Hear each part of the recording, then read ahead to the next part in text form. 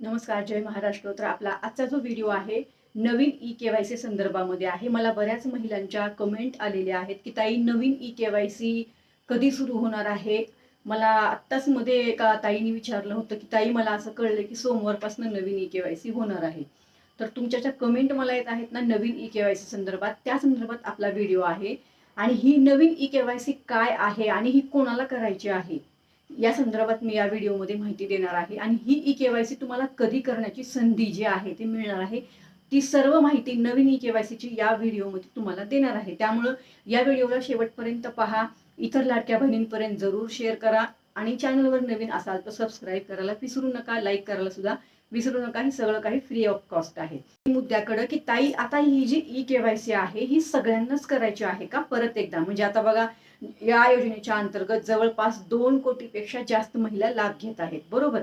आणि बऱ्याच लाडक्या बहिणींनी ई-के-वाय-सी अगोदर केली, त्यांना लाभ पण मिळत आहे. बऱ्याच लाडक्या बहिणींनी ई-के-वाय-सी दुरुस्ती केली, त्यांना लाभ पण मिळत आहे.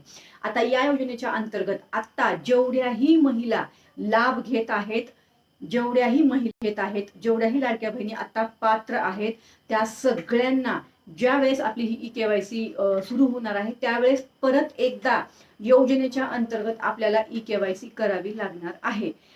आता ही जी ई-के-वाय-सी आहे, जसं तुम्ही मला विचारत आहात की दर वर्षाला करायची आहे का, तर हो, ही ई-के-वाय-सी दर वर्षाला करावी लागणार आहे. तर का करावी लागणार आहे? तर आपण जर निकषामध्ये बसलो तरच आपल्याला या योजनेच्या अंतर्गत लाभ मिळणार आहे. जसं ह्याच्यामध्ये आता बऱ्याच महिलांचं वय बघा चेंज होत असतं. म्हणजे कसं, आता तुम्ही जर आत्ता 65 वर्षाची नाही तर तुम्ही पुढच्या महिन्यामध्ये 65 वर्षाचे होणार किंवा पुढच्या वर्षी 65 वर्षाचे होणार, तेव्हा तुमचा लाभ बंद होणार, बरोबर. किंवा तुम्ही मध्येच एका वर्षामध्ये 4 व्हीलर घेतली किंवा तुम्ही इन्कम टॅक्स भरला किंवा काहीही तुमचं उत्पन्न वाढलं, त्याच्यामुळं म्हणजे जर तुम्ही निकषामध्ये बसलात तरच तुम्हाला लाभ मिळणार. त्यानंतर ई-के-वाय-सी जेव्हा तुम्ही ई-के-वाय-सी दर वर्षाला कराल ना, त्यावेळेस जर तुम्ही पूर्ण पात्र असाल, निकषामध्ये बसलात योजनेच्या, तरच तुम्हाला लाभ मिळणार आहे.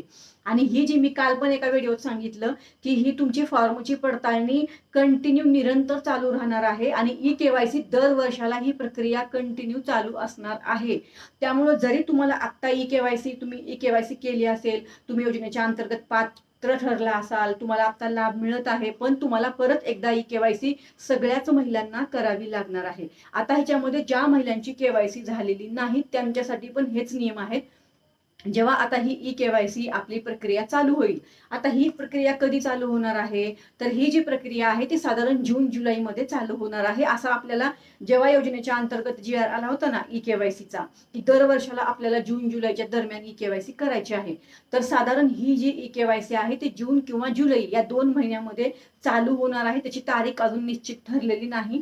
ज्या वेळेस तसं काही माहिती येईल, जी-आर येईल, तेव्हा मी तुम्हाला सांगणार आहे ई-के-वाय-सीचा, बरोबर. पण तुम्हाला दर वर्षाला या योजनेच्या अंतर्गत ई-के-वाय-सी करावी लागणार आहे. जून-जुलैच्या अंतर्गत तो कालावधी असेल ई-के-वाय-सी सुरू होण्याचा. आणि सगळ्यात महत्त्वाचा मुद्दा, आता तुम्ही मागच्या वर्षी ई-के-वाय-सी केली नाही विविध कारणामुळे, आता ह्याच्यामध्ये सांगण्याचा मुद्दा किंवा सांगण्याचं तात्पर्य हे आहे की जेव्हा ही नवीन ई-के-वाय-सी सुरू होईल, ज्या महिलांची के-वाय-सी झाली नाही त्यांचं पण त्या यादीमध्ये जर नाव असेल तरच त्या महिला ई-के-वाय-सी करू शकणार आहेत. ही प्रक्रिया पुढची कशी असेल हे आपल्याला अजून माहिती नाही. ज्या वेळेस ती नवीन ई-के-वाय-सी सुरू होईल जून किंवा जुलैमध्ये, आणि जेव्हा तुम्ही त्या आपल्या पोर्टलवर जाल ई-के-वाय-सी करायला, तिथं जर तुमचं यादीत नाव असेल तरच तुम्ही ई-के-वाय-सी करू शकणार आहात. हा सगळ्यात महत्त्वाचा मुद्दा आहे, लक्षात घ्या. बाकी सरकारकडून ह्याच्यावर आत्ता कुठलीही अपडेट आलेली नाही. जे तुम्ही मला प्रश्न आले, जेवढी मला माहिती आहे खात्रीशीर तेवढी माहिती मी तुम्हाला दिलेली आहे. आजही जी माहिती मी तुम्हाला दिलेली आहे ही माहिती तुम्हाला कोणीही देत नाही.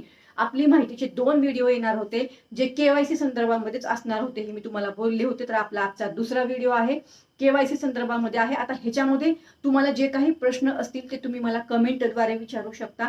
तुमच्या कमेंटवर तुमच्या प्रश्नांची उत्तरं व्हिडिओच्या अंतर्गत मी नेहमी देण्याचा प्रयत्न करते. आपलं एकमेव चॅनल आहे जे खात्रीशीर माहिती देतं, कुठेही डाऊट नाही, काहीच नाही. जी काही सरकारची प्रक्रिया चालते त्याच पद्धतीने मी तुम्हाला हे सांगितलेलं आहे. बाकी मगाशी बोलल्याप्रमाणे अजून जे मी बोलले याच्यावर सरकारकडून खात्रीशीर माहिती कुठलीही आली नाही, पण ही प्रक्रिया अशीच होणार आहे.